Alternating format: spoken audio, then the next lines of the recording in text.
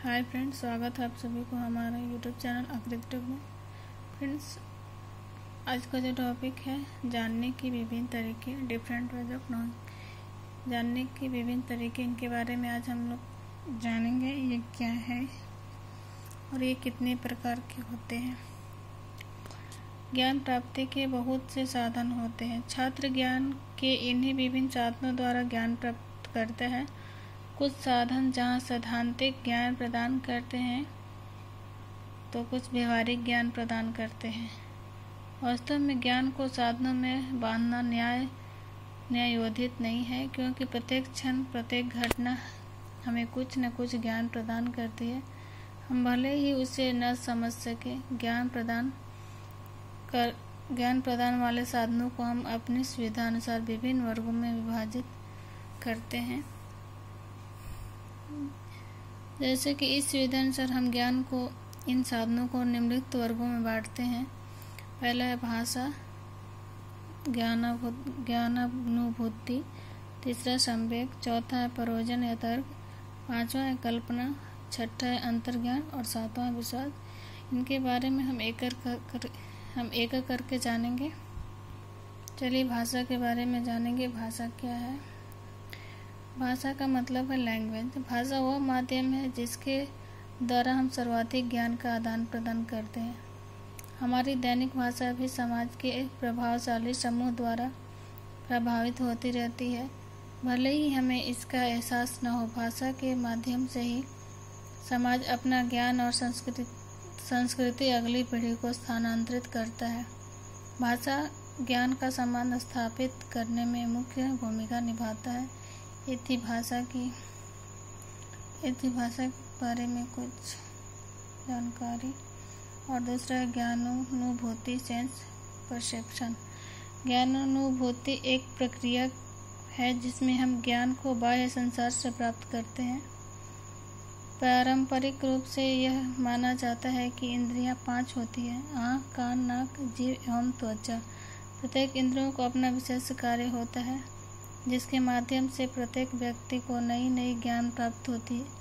वर्तमान में इन इंद्रियों को अतिरिक्त कुछ नई इंद्रियों को ज्ञान प्रदान करने वाले कारकों में सम्मिलित किया जाता है, जैसे गर्मी, दर्द, गति, संतुलन आदि। और तीसरा है संवेग। इसका मतलब है मोमेंटम।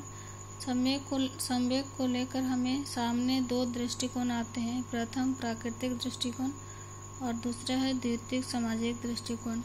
प्राकृतिक दृष्टिकोण हमें ये बताता है कि संवेग हमारे शरीर पर पड़ने वाले प्रभावों एवं अन्य कारणों का परिणाम हो। चार्ल्स डार्विन इसके प्रमुख समर्थकों में से एक हैं। प्राकृतिक दृष्टिकोण का एक रोचक निहितार्थ यह है कि यह संवेदनाओं को सार्वभौमिक एवं संस्कृतियों से परे देखता है। इसके विपरीत संवेदना को लेकर सामाजिक दृष्टिकोण है। ये लोग तर्क देते हैं कि भावनाएं सामाजिक रूप से निर्मित होती है। इसका तात्पर्य यह है कि भावनाएं हमारे सामाजिक परिवेश में आती है। चौथा है प्रयोजन या तर्क। इसका मतलब है रीजन। तर्क हमें हमारी इंद्रियों को तत्काल अनुभव से परे जानने की अनुमति प्रदान करता है। यह हमें तार्किकता के करीब ले जाता है। हम किसी के समस्या का समाधान प्रारंभिक बिंदु से लेकर अंत तक तार्किक रूप से विश्लेषण कर निकालते हैं। मनुष्य की तार्किकता के अनुमान पर आधारित हो सकती है, परंतु अंततः उसे वास्तविकता तथ्यों पर प्रमाणित कर तार्किकता पर पहुंचाना होता है। पांचवा है कल्पना, मतलब इमेजिनेशन। कल्पना का मतलब है कि हम किसी चीज़ के बारे में कल्पना करते हैं, कुछ सोचते हैं, उसके बारे में एक छवि बनाते हैं अपने मस्तिष्क में, उसे कल्पना कहते हैं। परंपरागत रूप से कल्पना को एक मानसिक प्रक्रिया माना गया है, जिसमें व्यक्ति अपनी मस्तिष्क में किसी छवि या तथ्य का एक आभासी प्रतिबिंब बनाता है। कल्पना की शक्ति एवं महत्व का अनुमान इस आधार पर किया जा सकता है कि अब इसका बड़े पैमानों पर प्रयोग चिकित्सा के क्षेत्र में भी किया जा रहा है, जैसे ऑटिज्म एवं मानसिक बीमारियों में। छठा है अंतर्ज्ञान, इंस्टीट्यूशन। अंतर्ज्ञान को तात्कालिक अनुभूति का वह ज्ञान है जो बिना पूर्व निष्कर्ष सबूत या औचित्य के स्पष्ट रूप में वर्णित है।